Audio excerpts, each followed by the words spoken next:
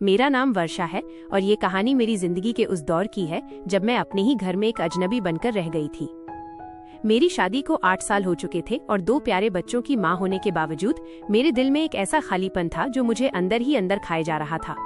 मेरे पति सुनील एक अच्छे इंसान थे, इसमें कोई शक नहीं था, लेकिन शायद मैं ही थी जो उन्हें कभी अपने दिल से पूरी तरह अपना नहीं पाई थी। मेरी माँ ने मेरी मर्जी के बिना ये शादी कर दी थी और मैं बस चुपचाप अपनी किस्मत पर राजी हो गई थी। सुनील सरकारी दफ्तर में क्लर्क थे, सादगी पसंद, कम बोलने वाले और बिल्कुल भी रोमांटिक नहीं। मैं अक्सर सोचती थी कि काश उनमें थोड़ी सी वो बात होती जो एक औरत अपने पति में देखना चाहती है। थोड़ा प्यार जताने का अंदाज, कभी तारीफ करना, कभी मेरा हाथ थामकर पूछना कि आज मेरा दिन कैसा गुजरा। लेकिन ऐसा कभी नहीं हुआ।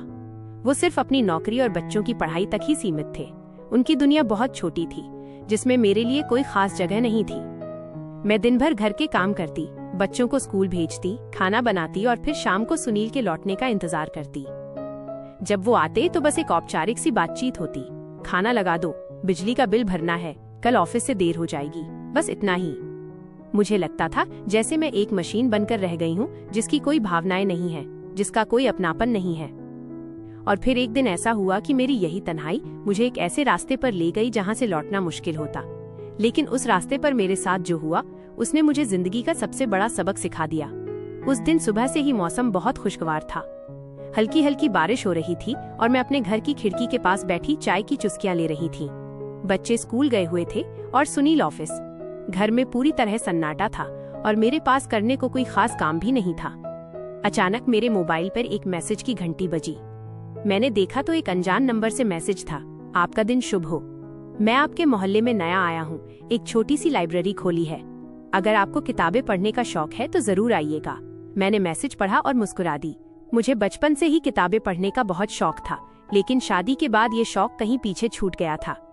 मैंने सोचा कि चलो शाम को बच्चों के आने से पहले एक बार वहाँ हो आती हूँ, कुछ किताबें देखूंगी। ये मेरी जिंदगी का एक छोटा सा फैसला था, लेकिन शायद यही छोटा सा फैसला मेरी पूरी जिंदगी बदलने वाला था। मैंने जल्दी से अपने कपड़े बदले, हल्का सा मेकअप किया और पर्स लेकर घर से बाहर निकल आई। बारिश रुक चुकी थी और सड़कें धुली धुली सी लग रही थीं। मोहल्ले के आखिरी छोर पर वो लाइब्रेरी थी जिसका जिक्र मैसेज में था। मैं जब वहां पहुंची तो देखा कि एक छोटी सी दुकान को बहुत प्यार से सजाया गया था। कांच की खिड़कियां, अंदर किताबों की कतारें, दीवारों पर कुछ पेंटिंग्स और एक कोने में ग्रामोफोन पर पुराने गाने बज रहे थे। मैं अंदर दाखिल हुई तो एक सज्जन काउंटर पे बैठे किताब पढ़ रहे थे। उनकी उम्र लगभग 35-36 रही होगी। कद लंबा, चेहरे पर हल्की दाढ़ी, आंखों पर चश्मा और पहनावा बहुत सादा लेकिन सुरुचिपूर्ण था।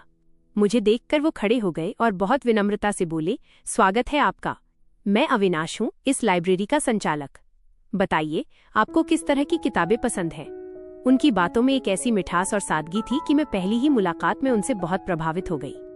मैंने बताया कि मुझे कहानियों की किताबें पसंद है, खासकर प्रेम और परिवार पर लिखी कहानियाँ। वो मुस्कुराए और बोले, तब तो आप बिल्कुल सही जगह आई हैं।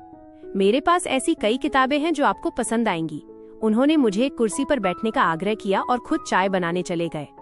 मैं उस लाइब्रेरी में बैठी चारों तरफ देख रही थी। वहाँ का माहौल इतना शांत और सुकून भरा था कि मेरा मन कर रहा था कि मैं वहीं बैठी रहूं। थोड़ी देर में अविनाश 2 कप चाय लेकर आए और मेरे सामने रख दी। फिर वो मेरे सामने बैठ गए और हमारी बातचीत शुरू हो गई। उन्होंने बताया कि वो शहर में अभी कुछ ही दिन पहले आए हैं। पहले वो दिल्ली में एक बड़े प्रकाशन में काम करते थे, लेकिन अब उन्होंने अपनी नौकरी छोड़ दी और अपना ये छोटा सा सपना पूरा किया है। उनकी बातों में एक जुनून था, किताबों के प्रति एक गहरा लगाव था जो मुझे बहुत प्रभावित कर रहा था। मैंने भी अपने बारे में बताया, मेरा नाम, मेरा परिवार, मेरे बच्चे। वो बहुत ध्यान से सब सुन रहे थे और बीच बीच में अपनी सहमति जताते हुए सिर हिला देते थे। मुझे ऐसा लग रहा था जैसे मैं सालों बाद किसी से खुलकर बात कर रही हूँ। सुनील से तो मेरी बातें सिर्फ घर के कामों तक ही सीमित रहती थीं, लेकिन यहाँ मुझे लग रहा था कि कोई मेरी बातों को सच में सुन रहा है, समझ रहा है। फिर अविनाश ने मुझे कुछ किताबें दिखाईं और मैंने उनमें से 2 किताबें लेना पसंद किया। जब मैं जाने लगी तो उन्होंने कहा, आप जब चाहें यहाँ आ सकती हैं। ये लाइब्रेरी सिर्फ किताबों के लिए नहीं है, बल्कि ये उन लोगों के लिए है जो सुकून की तलाश में हैं। उनकी इस बात ने मेरे दिल को छू लिया और मैं मुस्कुराकर वहाँ से चली आई। घर लौटते वक्त मेरे दिल में एक अजीब सी खुशी थी, जैसे सालों बाद मुझे अपनी कोई खोई हुई चीज मिल गई हो। उस दिन के बाद से मेरा लाइब्रेरी जाना लगभग रोज की आदत बन गई। मैं हर दिन दोपहर के वक्त जब बच्चे स्कूल में होते और सुनील ऑफिस में चुपके से वहां पहुंच जाती। अविनाश हमेशा अपनी उसी विनम्रता और गर्मजोशी से मेरा स्वागत करते। कभी चाय पिलाते, कभी कोई नई किताब सुझाते और कभी बस यूं ही बातें करते रहते। उनकी बातों का दायरा बहुत बड़ा था। साहित्य, संगीत, सिनेमा, दर्शन, यात्राएं, ऐसी कितनी ही चीजें थी जिनके बारे में मैंने कभी सोचा भी नहीं था। वो मुझे अपनी यात्राओं के किस्से सुनाते, पहाड़ों की कहानियां, समुद्र की लहरों का संगीत, रेगिस्तान की शांति, सब कुछ इतना जीवंत था कि मैं खोई खोई सी उनकी बातें सुनती रहती। मुझे ऐसा लगने लगा था कि मेरी जिंदगी में जो रंग नहीं थे वो अविनाश की बातों से भरते जा रहे थे। वो अक्सर मेरी तारीफ भी करते, मेरे पहनावे की, मेरी पसंद की, मेरे विचारों की। सुनील ने तो 8 सालों में कभी मुझसे नहीं कहा था कि मैं अच्छी लग रही हूँ, लेकिन अविनाश हर मुलाकात में कुछ न कुछ ऐसा कह देते कि मेरा दिल खिल उठता। मैं जानती थी कि ये सब गलत है।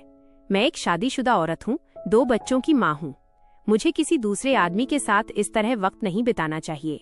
लेकिन मेरे अंदर एक और आवाज भी थी जो कहती थी कि मैंने अपनी जिंदगी में कभी अपने लिए कुछ नहीं चुना। मेरी शादी तक मेरी मर्जी से नहीं हुई थी, तो क्या मैं अपनी खुशी के कुछ पल भी नहीं जी सकती? क्या मेरा कोई हक नहीं बनता कि कोई मेरी तारीफ करे, मुझे समझे, मेरी बातें सुने? यही 2 आवाजें मेरे अंदर लगातार लड़ती रहती थीं और मैं हर बार अपनी कमजोरी के आगे हार जाती थी। एक दिन मैं लाइब्रेरी पहुंची तो देखा कि अविनाश वहां नहीं थे। उनकी जगह एक लड़का बैठा था जिसने बताया कि वो इस लाइब्रेरी में काम करता है और अविनाश साहब आज नहीं आए हैं। मुझे अचानक एक अजीब सी बेचैनी हुई। मैंने पूछा कि क्या वो ठीक हैं, तो लड़के ने बताया कि उन्हें हल्का बुखार है और वो अपने घर पर आराम कर रहे हैं। मेरा दिल और बेचैन हो गया। मैंने सोचा कि एक बार उनसे मिल आना चाहिए, उनका हालचाल पूछना चाहिए, लेकिन फिर मुझे लगा कि ये ठीक नहीं होगा। मैं वहां से लौट आई, लेकिन मन ही मन बहुत परेशान थी। अगले दिन जब मैं दोबारा गई तो अविनाश वहां थे। उन्हें देखकर मेरी जान में जान आई। उन्होंने मुझे देखते ही कहा, कल मुझे ऐसा लग रहा था कि आप जरूर आई होंगी और मुझे न पाकर निराश हुई होंगी। मैंने कहा, हाँ, मैं आई थी, और सच कहूँ तो मुझे आपकी बहुत फिक्र हुई। ये सुनकर वो मुस्कुराए और बोले, ये तो बहुत अच्छी बात है कि कोई हमारी भी फिक्र करता है। फिर उन्होंने अपनी बीमारी के बारे में बताया और मैंने उन्हें घरेलू नुस्खे सुझाए। उस दिन हमारी बातचीत काफी देर तक चली। जब मैं जाने लगी तो उन्होंने अपनी एक किताब मुझे देते हुए कहा, ये मेरी बहुत पसंदीदा किताब है, मैं चाहता हूँ कि आप इसे जरूर पढ़ें, और जब पढ़ लें तो मुझे बताइएगा कि आपको कैसी लगी। मैंने किताब ले ली और घर आकर पढ़ने लगी। वो किताब प्रेम पर थी, लेकिन ऐसा प्रेम जो सिर्फ देने और त्याग करने की बात करता था। मुझे पढ़ते पढ़ते ऐसा लगा जैसे अविनाश ने जानबूझकर मुझे ये किताब दी है। शायद वो मुझे कुछ बताना चाहते हैं। मेरा मन और उलझ गया। इधर घर में सुनील मेरे बदले हुए व्यवहार को नोटिस करने लगे थे। मैं अब पहले से ज्यादा खुश रहने लगी थी। मेरे चेहरे पर एक अलग ही रौनक रहती थी। सुनील को शायद ये बदलाव अच्छा लग रहा था, लेकिन उन्हें ये नहीं पता था कि इस बदलाव की वजह कोई और है। एक शाम वो बोले, आजकल तुम बहुत खुश रहती हो, क्या बात है? मैं घबरा गई और बोली, कुछ खास नहीं, बस ऐसे ही। उन्होंने फिर कुछ नहीं पूछा और मैंने राहत की सांस ली, लेकिन मेरा अपना ज़मीर मुझे डांट रहा था। मैं जानती थी कि मैं गलत रास्ते पर हूँ, लेकिन मेरे कदम अब मेरे बस में नहीं थे। मेरे दिन अविनाश के ख्यालों में बीतते और रातें सुनील के अपराध बोध में। मैं बंट चुकी थी और ये बंटवारा मुझे अंदर ही अंदर तोड़ रहा था। मुझे समझ नहीं आ रहा था कि मैं क्या करूं, किधर जाऊं। मेरे दिल का एक हिस्सा अविनाश की तरफ खिंचा जा रहा था, तो दूसरा हिस्सा मेरे परिवार की तरफ खड़ा था।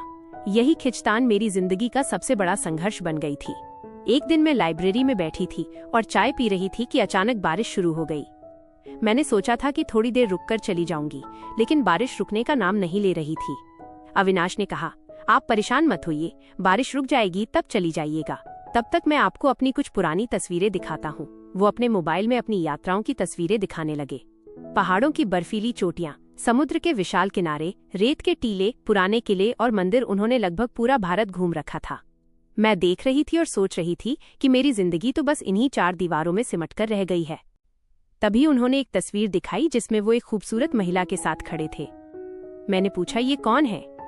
तो वो एक पल चुप रहे और फिर बोले, ये मेरी पत्नी थी, राधिका, अब नहीं रही।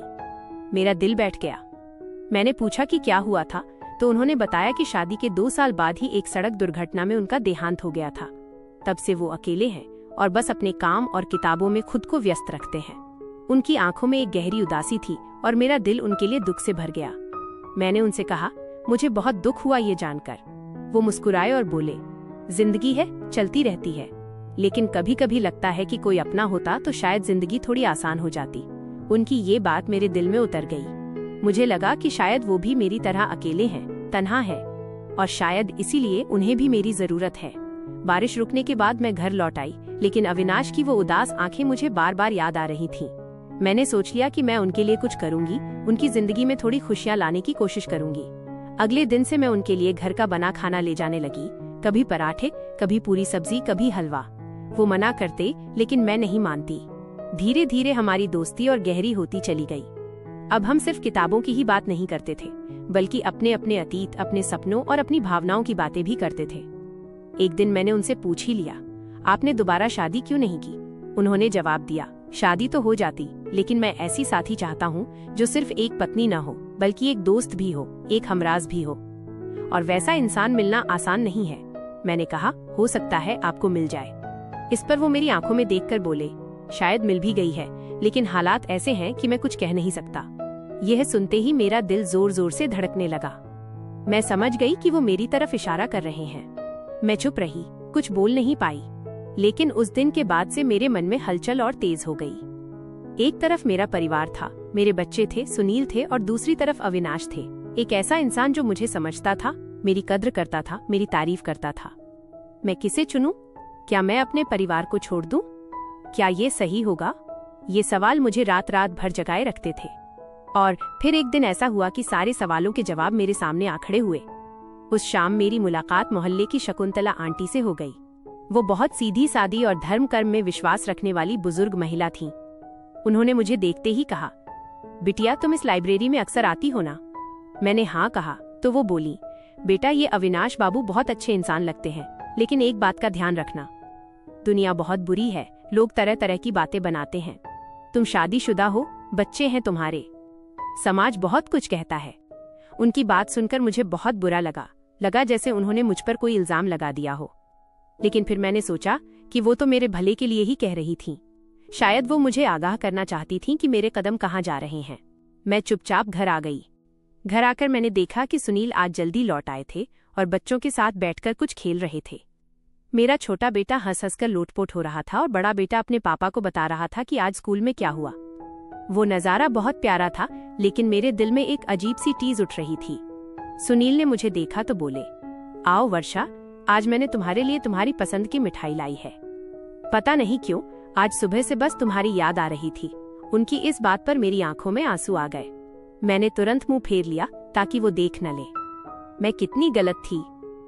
मैं एक ऐसे इंसान के ख्यालों में खोई थी जो मेरा अपना नहीं था, जबकि मेरा अपना इंसान मेरे सामने था, मुझसे प्यार कर रहा था, मेरी फिक्र कर रहा था। शायद वो अपने प्यार को जाहिर करना नहीं जानता था, लेकिन इसका मतलब ये तो नहीं था कि वो मुझसे प्यार नहीं करता था। उस रात मैं बहुत देर तक रोती रही। मेरी आंखों के सामने मेरे बच्चों के चेहरे घूम रहे थे। सुनील का वो मासूम चेहरा घूम रहा था जो मेरे लिए मिठाई लाया था, और दूसरी तरफ अविनाश का चेहरा था जो मुझे एक नई दुनिया दिखा रहा था। लेकिन क्या वो दुनिया सच्ची थी या सिर्फ एक मृग तृष्णा थी? मैं तय नहीं कर पा रही थी, लेकिन इतना जरूर तय कर लिया था कि मैं अब और इस उलझन में नहीं जीना चाहती। मुझे कोई रास्ता चुनना ही होगा।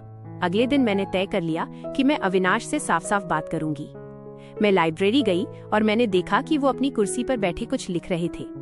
मुझे देखकर वो मुस्कुराए और बोले, आइए, आपका ही इंतजार कर रहा था। मैंने पूछा, क्यों, क्या बात है? तो उन्होंने बताया कि उन्हें शहर के एक नामी प्रकाशन से बुलावा आया है और वो शायद जल्द ही ये शहर छोड़कर चले जाएं। ये सुनते ही मेरे पैरों तले जमीन खिसक गई। मैंने पूछा, आप जा रहे हैं? तो वो बोले, ये तो तय नहीं है, लेकिन अगर चला गया तो सिर्फ एक ही वजह से रुक सकता हूँ। उन्होंने मेरी तरफ देखा और मैं समझ गई कि वो क्या कहना चाहते हैं। वो बोले, वर्षा जी, मैं आपको पसंद करता हूँ। मैं जानता हूँ कि ये गलत है, आप शादीशुदा हैं, आपके बच्चे हैं, लेकिन मैं अपनी भावनाओं पर काबू नहीं कर पाया हूँ। अगर आप कहें तो मैं ये शहर नहीं छोड़ूं। मेरा दिल बहुत तेजी से धड़क रहा था। मेरे कान गर्म हो गए और मेरी सांस तेज हो गई। यही तो वो पल था जिसका मुझे इंतजार था, लेकिन जब ये पल आया तो मैं बिल्कुल तैयार नहीं थी। मैं चुप थी तो वो बोले, देखिए, आप मुझे अभी जवाब मत दीजिए, सोच लीजिए, समझ लीजिए, मैं इंतजार करूंगा। लेकिन मैं आपको इतना जरूर बता दूं कि मैंने अपनी जिंदगी में ऐसा पहली बार किसी से कहा है। मैं सिर झुकाए वहां से उठाई। घर का रास्ता मुझे बहुत लंबा लगा। रास्ते भर मैं सोचती रही क्या करूं। 2 रास्ते मेरे सामने थे, एक तरफ अविनाश थे जो मुझे वो सब दे सकते थे जिसकी मुझे तलब थी, प्यार, तारीफ, अपनापन। और दूसरी तरफ सुनील थे जो भले ही कम बोलते थे, भले ही रोमांटिक नहीं थे, लेकिन मेरे पति थे, मेरे बच्चों के पिता थे। क्या मैं अपनी खुशी के लिए अपने बच्चों की जिंदगी बर्बाद कर सकती थी? क्या मैं अपनी इच्छाओं के लिए अपने पूरे परिवार की बलि दे सकती थी? मैं घर पहुंची तो देखा कि मेरा छोटा बेटा बुखार से तप रहा था। उसका माथा जल रहा था और वो करवटें बदल रहा था। सुनील उसके पास बैठे थे और उसके माथे पर पट्टियां रख रहे थे। मुझे देखते ही वो बोले, वर्षा देखो ना, इसको तेज बुखार है। मैंने डॉक्टर को फोन लगा दिया है, वो आ रहे हैं। मैं दौड़कर अपने बेटे के पास बैठ गई और उसका हाथ पकड़ लिया। वो मेरी तरफ देखकर बोला, मम्मी मुझे बहुत बुरा लग रहा है। मेरी आंखों से आंसू बहने लगे। मैंने उसे गले लगा लिया और बोली, कुछ नहीं होगा मेरे बच्चे, मम्मी है न तेरे पास। तभी मेरी नजर सुनील पर गई जो दरवाजे पर खड़े डॉक्टर का इंतजार कर रहे थे। उनके चेहरे पर अपने बच्चे के लिए इतनी फिक्र थी कि मेरा दिल भर आया। मैंने सोचा यही तो परिवार है, जहाँ हर कोई एक दूसरे की फिक्र करता है, एक दूसरे के सुख दुख में साथ खड़ा रहता है। डॉक्टर आए, दवाई दी और कहा कि कल तक बुखार उतर जाएगा। रात भर में और सुनील बारी बारी से अपने बेटे के पास जागते रहे। सुबह होते होते उसका बुखार उतर गया और वो चैन से सो गया। मैंने राहत की सांस ली। सुनील ने मेरी तरफ देखा और बोले, वर्षा थक गई हो, जाओ सो जाओ, मैं अब जाग रहा हूँ। मैंने कहा, आप भी तो सारी रात जागे हैं। वो बोले, मेरी आदत है, फिक्र मत करो। उनकी इस सादगी ने मुझे फिर से सोचने पर मजबूर कर दिया। सुनील के दिखाने का अंदाज भले ही अलग था, लेकिन उनके प्यार में कोई कमी नहीं थी। फिर मुझे शकुंतला आंटी की बात याद आई। दुनिया बहुत बुरी है, ध्यान रखना। दरअसल अब तक मैं एक सपने में जी रही थी। अविनाश की दुनिया एक खूबसूरत सपना थी, लेकिन हकीकत तो यही थी, मेरा परिवार, मेरे बच्चे, मेरा पति। शाम को जब सब ठीक हो गया तो मैंने फैसला किया कि मैं अविनाश से मिलकर अपना अंतिम जवाब दे दूंगी। मैं लाइब्रेरी पहुंची और उन्हें सामने देखकर मेरा दिल जोर से धड़का। वो मेरी तरफ उम्मीद भरी निगाहों से देख रहे थे। मैंने हिम्मत जुटाकर कहा, अविनाश जी, मैंने बहुत सोचा है। आप बहुत अच्छे इंसान हैं और मैं आपकी बहुत इज्जत करती हूँ, लेकिन मैं आपकी उस भावना का जवाब नहीं दे सकती। मेरा एक परिवार है, एक पति है जो मुझसे प्यार करता है, 2 बच्चे हैं जिन्हें मेरी जरूरत है। मैं उन्हें छोड़कर नहीं जा सकती। यह सुनकर अविनाश के चेहरे पर उदासी छा गई। वो कुछ देर चुप रहे और फिर बोले, मैं समझता हूँ, वैसे भी मुझे आपसे ऐसे जवाब की उम्मीद नहीं थी। आप जैसा सोच रही हैं वो बहुत सही है। उनकी बात सुनकर मुझे बहुत राहत मिली। उन्होंने फिर कहा, मैंने भी सोच लिया है कि मैं कल ही ये शहर छोड़ रहा हूँ। प्रकाशन का ऑफर स्वीकार कर लिया है। मैंने कहा, मैं आपकी खुशी की दुआ करती हूँ।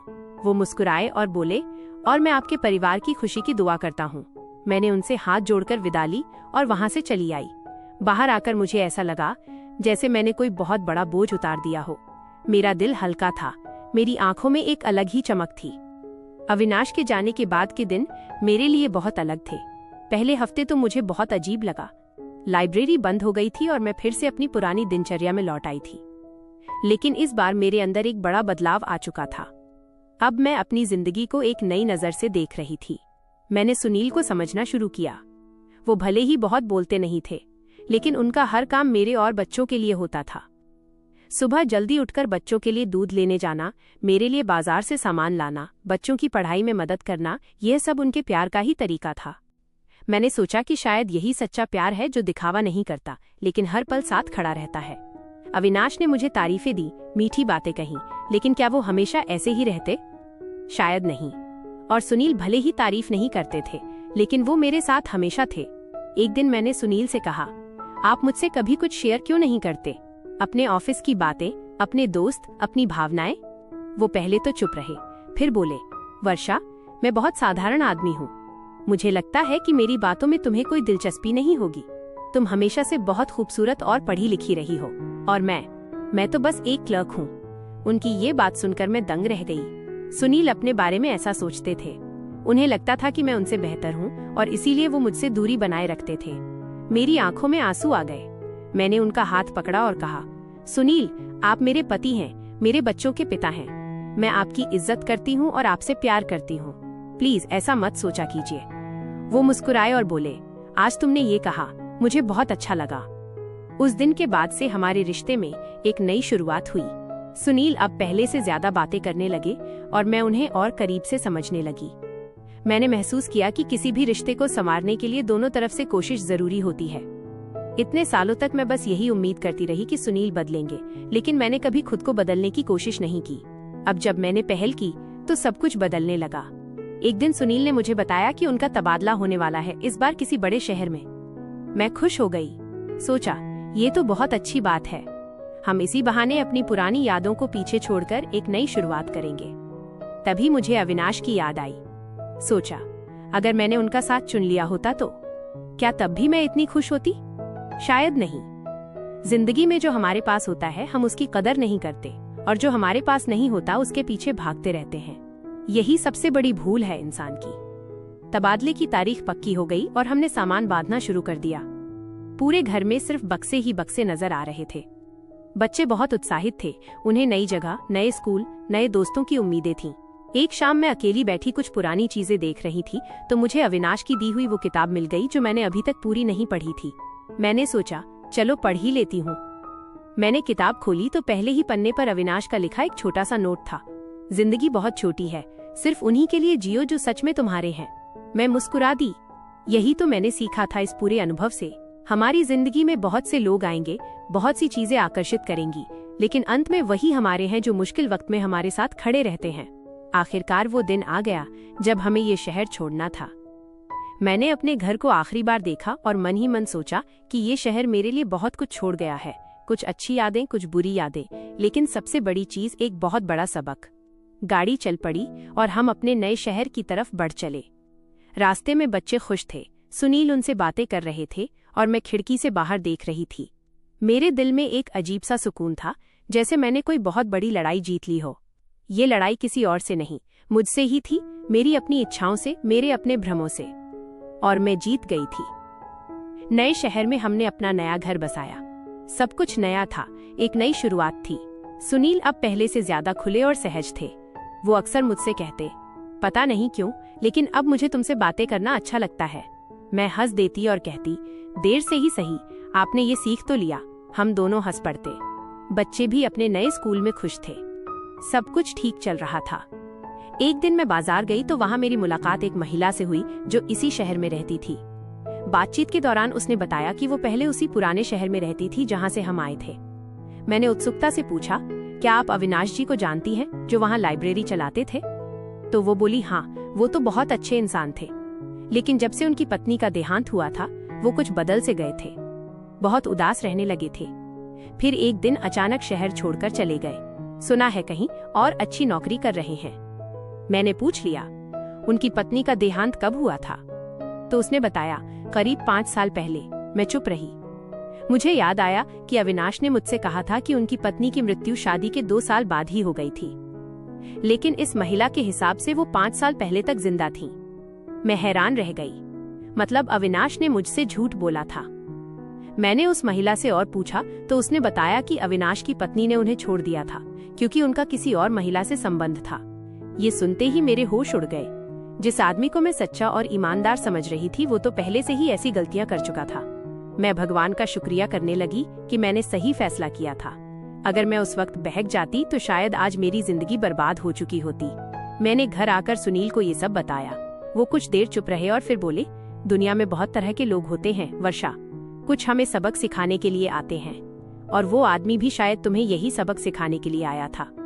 मैंने उन्हें गले लगा लिया और सोचा कि मेरा पति कितना समझदार है, कितना दूरदर्शी है। उस दिन मैंने अपने मन ही मन एक प्रण लिया कि आज के बाद मैं कभी किसी गैर आदमी की तरफ आंख उठाकर भी नहीं देखूंगी। मेरा परिवार ही मेरी जिंदगी है और यही मेरी सबसे बड़ी पूंजी है। दोस्तों, मेरी इस कहानी से मैं यही कहना चाहती हूँ कि जिंदगी में हम अक्सर उन चीजों के पीछे भागते हैं जो चमकदार लगती हैं, लेकिन उन चीजों की कोई ठोस बुनियाद नहीं होती। असली रिश्ता तो वही है जो कठिन समय में हमारे साथ खड़ा रहे। सच्चा प्यार सिर्फ तारीफों और मीठी बातों से नहीं, बल्कि एक दूसरे की कमियों के बावजूद साथ निभाने से बनता है। और सबसे बड़ी बात, कभी भी अपनी इच्छाओं पर इतना काबू मत खोइए कि अपने अपनों की अहमियत भूल जाएं। मैंने ये सबक बहुत मुश्किल से सीखा है, लेकिन अब मैं अपनी जिंदगी से बहुत खुश हूँ।